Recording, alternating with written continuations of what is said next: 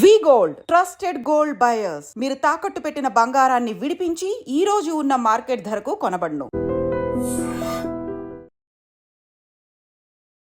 So ఆ పిడికెడి మందితో start అయింది. రేపు జరగబోతోంది 500 మందితో. ఆ పిడికెడి మందిలో మీరు ఉన్నారా? 500 మందిలో పిలిచారు స్వయంగా. నిన్న నేను బర్త్డే విషయం చెప్పడానికి పోయినాను. నేను చాలా గ్యాప్ తర్వాత పోయినాను. ఎందుకంటే ఆయన డిసెంబర్ 3 నాడు ఓటమి చెందిన తర్వాత 5వ తారీఖు 6వ తారీఖు పోయి పరామర్శించాను. మళ్ళీ ఆయన కాలు ఇరిగిన తర్వాత కూడా నాకు వెసులుబాటు లేకుండే పోవడానికి. ఆయనను కూడా ఎందుకు డిస్టర్బ్ చేయాలి, ఐసీయూలో ఉన్నాడని చెప్పేసి నేను ఇప్పటివరకు కూడా పోలేదు ఆయన దగ్గరికి. అయితే ఫస్ట్ టైము పోయినాను. చాలా పలకరించాడు, మర్యాదగా కూర్చోబెట్టాడు. తర్వాత మీటింగ్కి ఇన్వైట్ చేశాడు పర్సనల్గా. సరే ఒక అబ్జర్వర్గా పోతాను రేపు. నేనేం బాధ్యతలు తీసుకోవాలనుకోవట్లేదు పార్టీలో, బట్ పిలిచినందుకు పోయి ఆయన రాబోయే రోజుల్లో ఎలాంటి కార్యక్రమాలు చేయబోతున్నాడు నాకు కూడా విశ్లేషణ చేయడానికి అవసరం కదా, ఇన్ఫర్మేషన్. ఎగ్జాక్ట్లీ.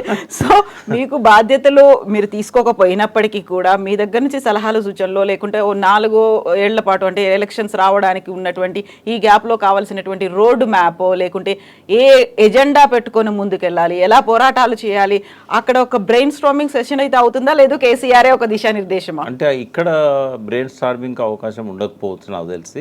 కొన్నిసార్లు ఆయన ఏం చేస్తాడంటే కొంతమందితో మాట్లాడిస్తాడు.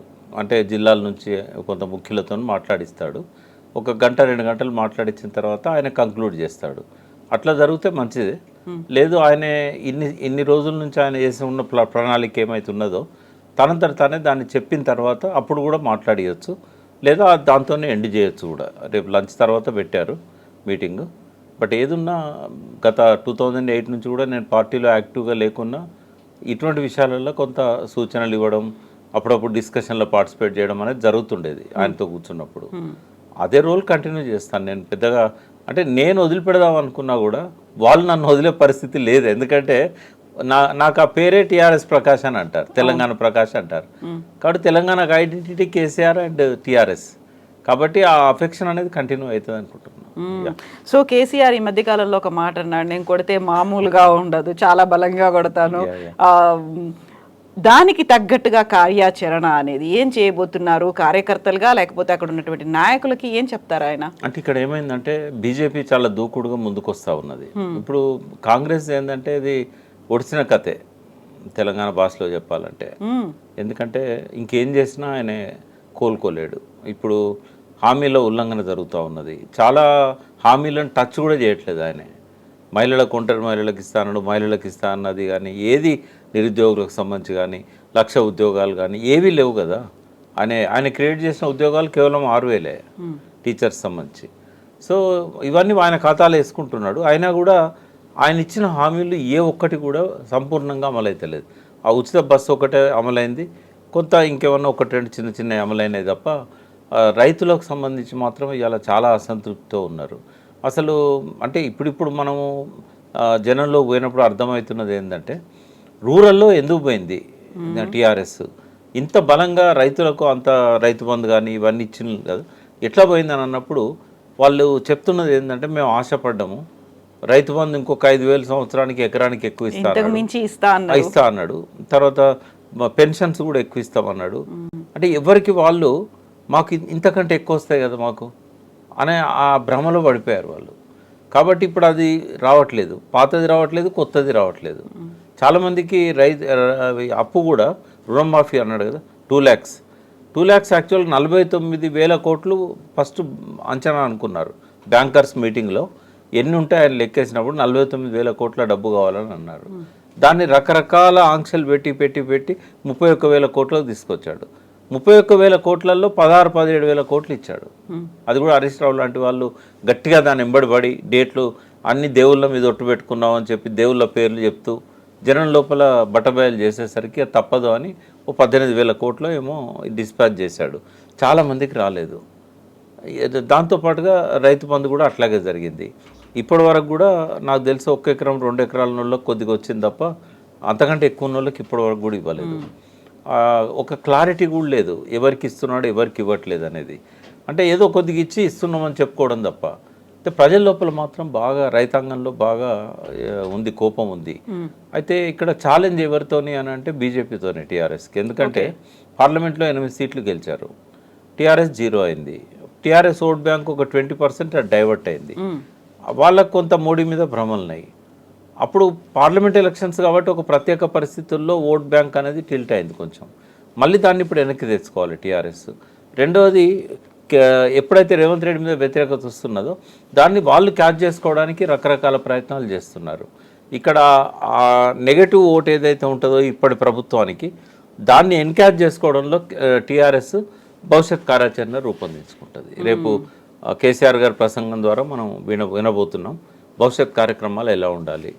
తర్వాత తను కూడా బహుశా నేను అనుకుంటా ఏప్రిల్ ఆవిర్భావ సభ, సిల్వర్ జూబ్లీ, ఇది 25 ఇయర్స్ టీఆర్ఎస్ ఆవిర్భావం తర్వాత. కాబట్టి ఆ 25 ఇయర్స్ సిల్వర్ జూబ్లీ మీటింగ్ కాబట్టి గ్రాండ్గానే చేస్తారు. ఏదో ఇదివరకు డెలిగేట్స్ మీటింగ్ అని ఇట్లా పెట్టుకునేవాళ్ళు. ఇప్పుడు అట్లా కాకుండా నాకు తెలిసి పెద్ద ఎత్తున బహిరంగ సభ ప్లాన్ చేసి అక్కడి నుండి ఆయన కార్యాచరణ మొదలైద్దని నేను అనుకుంటున్నాను. ఈ బడ్జెట్ సమావేశాలకు వస్తాడో రాడో తెలియదు, ఇప్పటివరకు ఆయన వైపు నుంచి ఏమీ రాలేదు. బట్ భవిష్యత్ కార్యక్రమాలు మాత్రం ఖచ్చితంగా ఆయన ఇన్వాల్వ్మెంట్తోనే జరుగుతాయి, డైరెక్ట్ ఇన్వాల్వ్ అవుతారని నేను అనుకుంటున్నాను.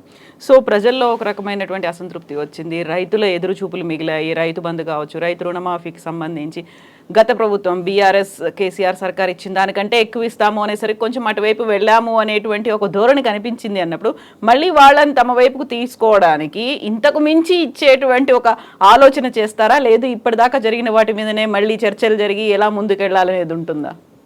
అంటే అప్పుడు కేసీఆర్ గారు కూడా రేవంత్ రెడ్డి మేనిఫెస్టో బయటకు వచ్చిన తర్వాత ఆయన కూడా ఇస్తానని చెప్పాడు కదా, కొంత పెంచుతూ.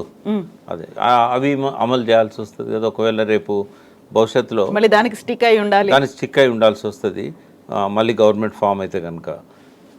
నేను అనుకుంటా ఎక్స్పోజ్ చేయడం అనేది ప్రధానంగా పెట్టుకుంటారు, రేవంత్ రెడ్డి ఫెయిల్యూర్స్ను ఎక్స్పోజ్ చేయడం. రెండవది, రేవంత్ రెడ్డి ఈ సంవత్సర కాలంగా చేస్తున్న ఆరోపణలు ఉన్నాయి కదా, చాలా వరకు కేసీఆర్ గారే వాటికి సమాధానం చెప్పాలి. ఉదాహరణ ధరణి విషయంలో కానీ ఇట్లాంటి వాటి విషయంలో ఇప్పటివరకు ఆన్సర్ రాలే. అసెంబ్లీలో ధరణి మీద ఎన్నైతే విమర్శలు చేశాడో రేవంత్ రెడ్డి, వాటికి కరెక్ట్ సమాధానాలు రాలే ఇప్పటివరకు. అయితే ఇవి రాబోయే రోజుల్లో ప్రజల్లోకి తీసుకెళ్ళి 90% ధరణి ఇష్యూస్ సాల్వ్ చేశాడు ఆయన. ఆ 10% ఏవైతే మిగిలిపోయినాయో వాటినే భూతద్దంలో పెట్టి రేవంత్ రెడ్డి చూపెట్టాడు. ఒక 45 కరెక్షన్స్ ఏవో అవసరం ఉండేనట, ఒక ఎక్స్పర్ట్ చెప్పింది నాకు. ఆ ఎక్స్పర్ట్ను వీళ్ళు కమిటీలో పెట్టుకున్నారు, ఇప్పుడు కమిషన్లో కూడా పెట్టారు.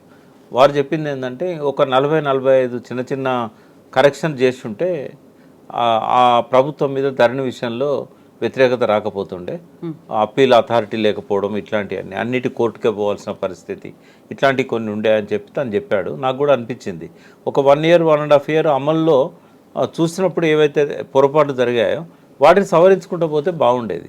కానీ కలెక్టర్స్ ఏం చేశారంటే ఎక్కువ మంది వాళ్ళ దీన్ని ఆసరా చేసుకొని కొద్దిగా డబ్బులు సంపాదించే కార్యక్రమంలో పడి, ఇది ఆయనకు మరి పంపించినలో ఇన్ఫర్మేషన్ పంపలేదో మనకు తెలియదు. ఇప్పుడు ఈడీ వెంటబడ్డది కదా, ఇటువంటి అవకాశాన్ని మళ్ళీ రాదనుకొని ఇదే దొరికిందే తడువుగా వసూళ్ళకు దిగారు.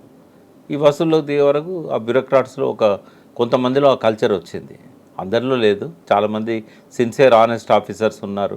రేవంత్ రెడ్డి అన్నట్టు ప్రతి ఒక్కరు ఏసీ గదులలో ఏం పడుకోవట్లేదు, చాలామంది సిన్సియర్గా పనిచేస్తున్న వాళ్ళు ఇప్పటికీ ఉన్నారు. ప్రజలతో మాట్లాడుతున్నారా? అట్లా మాట్లాడద్దు రేవంత్ రెడ్డి. నిన్న అవమానపరిచాడు చాలామందిని. ఏదో కొద్దిమంది అట్లాంటి వాళ్ళు ఉండొచ్చు, కానీ చాలామంది ఫీల్డ్ మీద వర్క్ చేసే ఐఏఎస్లు ఉన్నారు. కొత్తగా ఐఏఎస్ అయిన వ్యక్తికి పనిచేయాలని ఉంటుంది. ఎవరో సీనియర్స్ రిటైర్మెంట్ దగ్గర ఉన్న వాళ్ళు అట్లా ఉంటారేమో, కానీ ఎవరు కూడా అట్లా ఆయన అంత చీప్గా ఐఏఎస్ల మీద మాట్లాడడం అనేది ఆయన హుందాకు తగదు. ఒక సీఎంగా అట్లా మాట్లాడకుండా ఉండాల్సింది. నాకు ఇంకోటి కూడా బాధ ఏమనిపిస్తుంది అంటే, ఒక 10 ఏళ్ళు సీఎం, కేంద్ర మంత్రిగా పనిచేసిండు కేసీఆర్, ప్రధాన ప్రతిపక్ష నాయకుడు ఈ రాష్ట్రంలో. ఆయనకు బర్త్డే విషెస్ చెప్పడం అనేది ఒక మర్యాద కదా.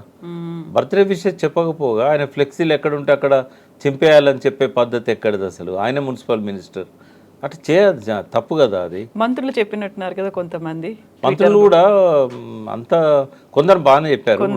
బండి సంజయ్ చెప్పాడు, పూర్ణం కూడా చెప్పాడు.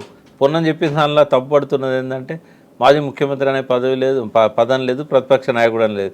గజ్వేల్ ఎమ్మెల్యే గారి బర్త్డే సందర్భంగా శుభాకాంక్షలు అని చెప్తే, అరే ఆయన గజ్వేల్ ఎమ్మెల్యేనా ఆయన? అది కొంచెం వెటకారంగా అనిపించింది. కానీ ఏదైనా సీఎం చెప్పాల్సిన అవసరం ఉంటుంది. ఇప్పుడు అప్పుడేదో హాస్పిటల్ పోయిండు పరామర్శించిందంటే ఈయన కొన్ని మర్యాదలు కాపాడుతున్నాడు అని అనుకున్నాం. కానీ మినిమం కర్టసీ కదా బర్త్డేకి శుభాకాంక్షలు చెప్పడం. గవర్నర్ గారు కూడా చెప్పాలి. ఒక రాష్ట్రంలో క్యాబినెట్ మినిస్టర్ స్థాయి కదా ప్రతిపక్ష నాయకుడు అన్నప్పుడు, ఎందుకు చెప్పకూడదు? ప్రధానమంత్రి లాంటి వాళ్ళు కూడా ముఖ్యమంత్రి ఉన్నప్పుడు చెప్తారు. మరి ఈ రాష్ట్ర ముఖ్యమంత్రికి ఏమి ఇబ్బంది వచ్చింది ప్రతిపక్ష నాయకుని చెప్పడానికి? కొన్ని ఆయన కూడా కరెక్ట్ చేసుకోవాలి ఇటువంటి విషయాల్లో. సో విస్తృత స్థాయి సమావేశం ఫిబ్రవరి 19న తెలంగాణ భవన్లో జరగబోతుంది అన్నప్పుడు అటు సోషల్ మీడియా కావచ్చు, ఇటు కార్యకర్తలు కావచ్చు ఒక ఊపు ఉత్సాహంతో ఉన్నారు.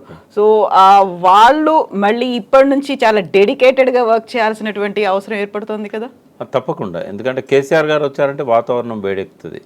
సోషల్ మీడియాకి ఎవ్రీడే ఏదో ఒక న్యూస్ ఉంటుంది.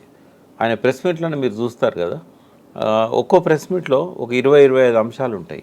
ఒక్కదానికి స్టిక్ అనే మాట్లాడాడు ఆయన. ఏదైనా ఒకదాన్ని హైలైట్ చేయాలని వచ్చి మాట్లాడినా కూడా ఒక్క రిపోర్టర్ అక్కడ కవర్ చేస్తుంటే డెస్క్లో 10 మంది టీవీలో లైవ్ చూస్తూ కవర్ చేయాల్సిన పరిస్థితి. అంతా ప్రతి దాని మీద స్టాటిస్టిక్స్తో పాటు అనర్గళంగా మాట్లాడగలిగి ఆ మెమరీ కూడా ఆయనకు సొంతం. అది అట్లా చెప్పే వాళ్ళు తక్కువ మంది ఉంటారు. నాకు తెలిసి నేషనల్ లెవెల్లో కూడా ప్రధానమంత్రి ఎట్లా ప్రెస్ మీట్లు పెట్టాడు, ఒక ప్రెస్ మీట్ కూడా పెట్టలేదు లాస్ట్ 11 ఇయర్స్లో నరేంద్ర మోడీ గారు. అమెరికాలో ప్రెసిడెంట్తో కలిసి పెడతాడు తప్ప ఇక్కడ మాత్రం పెట్టింది లేదు. అయితే కేసీఆర్ గారు పెట్టే ప్రెస్ మీట్ల వచ్చినన్ని వ్యూస్ కానీ, వాచ్ చేసే వాళ్ళు కానీ ఇంకా ఏ సీఎం ప్రెస్ మీట్లు అంతగా ఉండవు. ఎందుకంటే వాళ్ళు ఏదో కింద వాళ్ళు ఇచ్చిన రిటర్న్ మెటీరియల్ చూసి కాసేపు ప్రెస్లో చెప్పిపోతారు. బట్ ఈయన అట్లా కాదు, ఈయన డిఫరెంట్. ఏంటంటే ప్రతి విషయం మీద ఆయనకు అవగాహన ఉంటుంది కాబట్టి ఆ పట్టు సంపాదిస్తాడు ఆయన. కాబట్టి ఆయన క్లిక్ అవుతూ ఉంటాయి. కాబట్టి ఒక్కసారి ఆయన రాజకీయ క్షేత్రంలోకి వస్తే మళ్ళీ ఒక 4 ఏళ్ళ దాకా ఆ సోషల్ మీడియాస్ కానీ, నేషనల్ మీడియా, లోకల్ మీడియా అన్నిటికి పనులు ఉంటాయి.